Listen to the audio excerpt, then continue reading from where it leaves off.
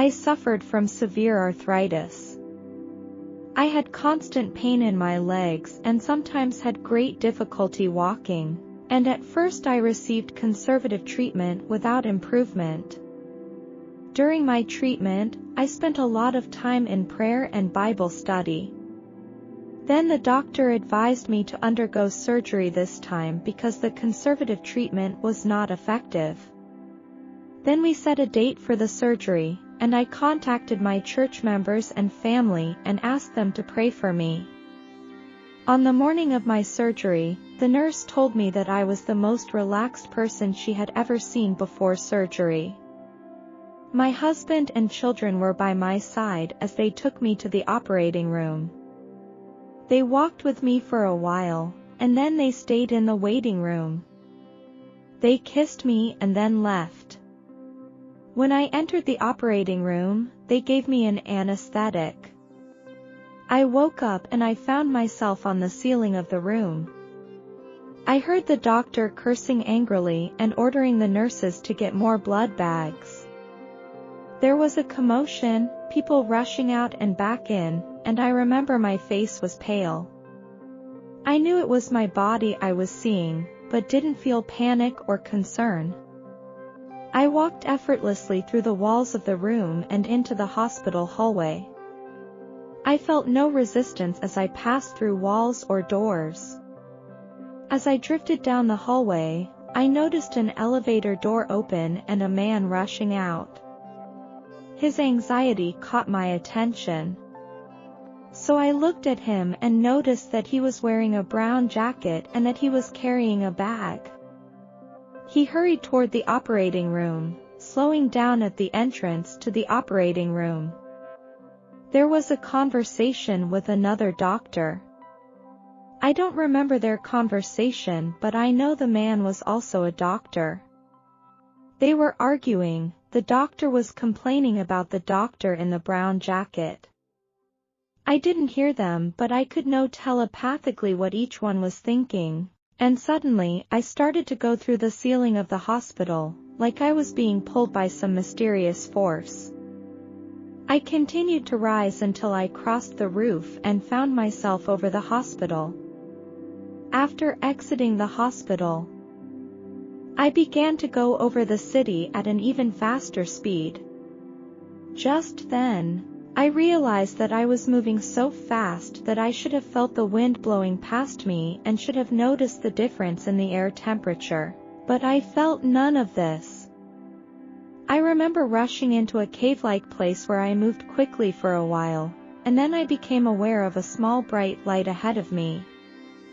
I came into the light, and I saw the back of a man, and I subconsciously thought I should follow him. I noticed that he had very long hair and was wearing a long white robe of a rather coarse material and sandals on his feet. We walked up a flight of steps, and before us was a gorgeous idyllic landscape with a meadow full of bright flowers that I had never seen before. There was a small river in the meadow. We came to the river, and on the opposite bank I saw loved ones who had died. They were gathered together. I saw my father and my brother first.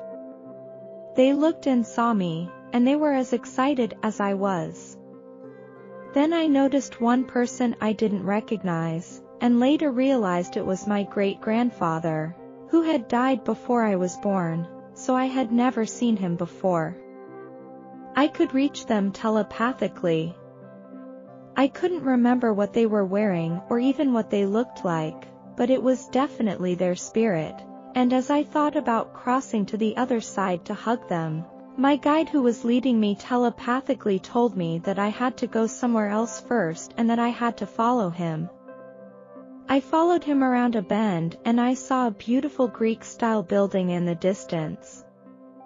It was vibrant white with many steps leading up to it and huge columns in front of it. Many people were wearing vibrant white robes. They were milling around outside, going in and out. My guide took me inside, and inside was a huge library filled with books. My guide told me that it contained the book of life as described in the Bible. We walked to the back room where some people were sitting in chairs around a screen, and they told me that I would be watching a review of my life. But just as importantly, I would be able to experience the impact of my actions on others. After watching, no one came out and criticized me. But I felt a great deal of guilt inside for the people I had hurt. Then they showed me what was going to happen to me in the future, if I chose to return to Earth. Some things would happen and some things wouldn't. I next saw the hospital scene, the doctor who operated on me and my husband talking, the child sitting on the couch in the hallway. I wasn't able to hear their conversation, I just saw the scene. Then I saw the image of my family and friends saying prayers. Each prayer appeared like a note, and one after another, stretching toward where I was. I remember that when I was a little girl, I prayed desperately for my father not to die. It seems that my prayers were not answered and my father died. I knew I could not leave my children without a mother, just as I had been left without a father at a very young age. As difficult as it was to leave this place of love, I knew I had to go back.